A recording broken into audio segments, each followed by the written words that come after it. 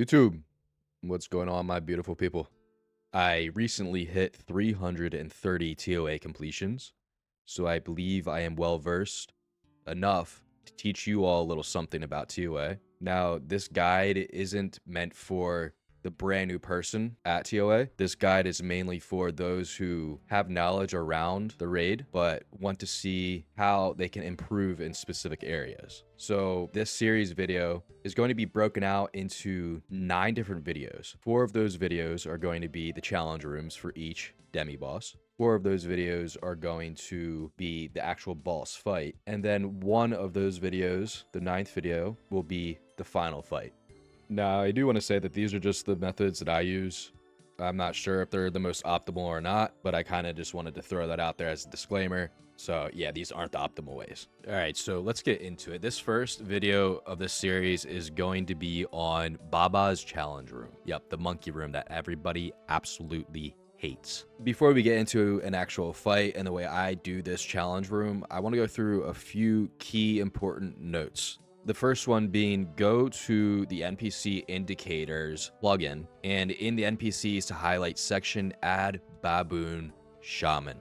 This one is pretty important because the baboon shamans are the most annoying monkey in this room. The second important note is you're going to be camping your range gear the entire fight. You won't be needing to do a bunch of gear switches. The only switches you're going to need to do are switching to your fang and switching to whatever mage weapon you have. The third important note is you're going to be praying melee the entire fight. This helps you focus on the fight and not worry about the monkeys that are hitting you. The fourth important note is understand the monkeys or baboons you will be facing and their weaknesses. Here's a screenshot. You can pause the video now to review. The fifth important note is drop ancients and use thralls. I used ancients for a while, probably my first 50 or so encounters, and big mistake. So just switch to thralls. It really does help out a lot. Now, the last keynote I want to touch on is having a blowpipe for this room helps out a lot. But if you don't have one or you're not using one, then just use whatever range weapon you have. Now, along with those 6 notes that we just went through, I do want to touch on 7 core concepts that you need to get down before you enter this room. The first one is keep an eye on which event you need to complete, whether that's pillars, vents, or DD. And if you're with a duo partner, make sure that you let the group know.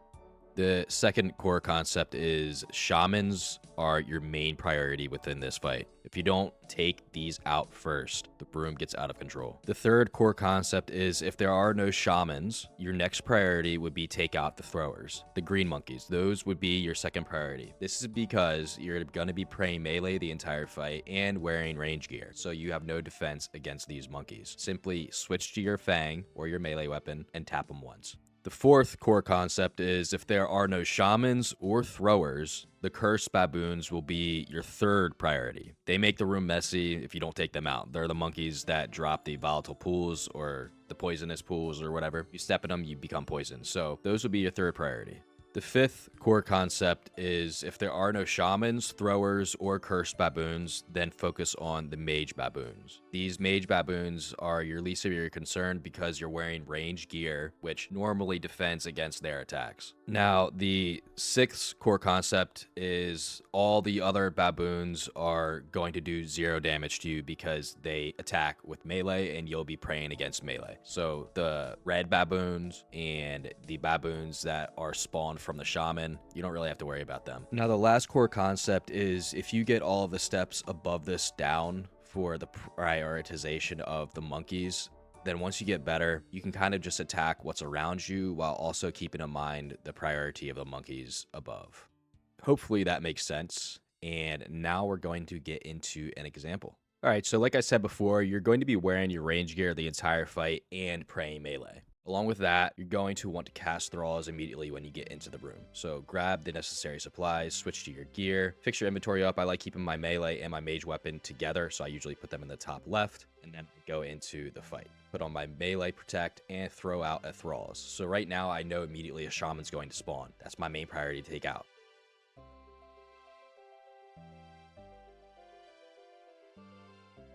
Took him out with 2 taps. They're always going to be 2 taps. Now, my next priority would be these throwers that just spawned. So I quickly switch to my fang and tap both of these. After I'm done tapping those, I complete the event.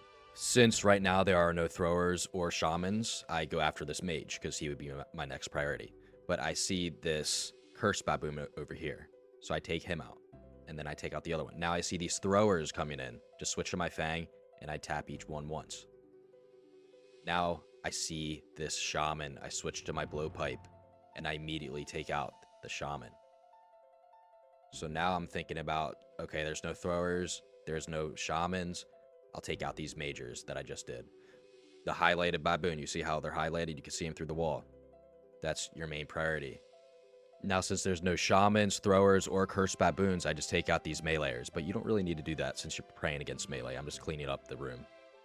Now, I see the shaman and this cursed baboon spawn in together. This is what I mean by once you get the hang of this room and better at the prioritization, you can start going after them kind of at the same time. So you saw there, I went for the cursed baboon, and then I went after the shaman. That's because the cursed baboon was closer to me, and they're just a one-tap anyway, so you could quickly one-tap the cursed and go after the shaman.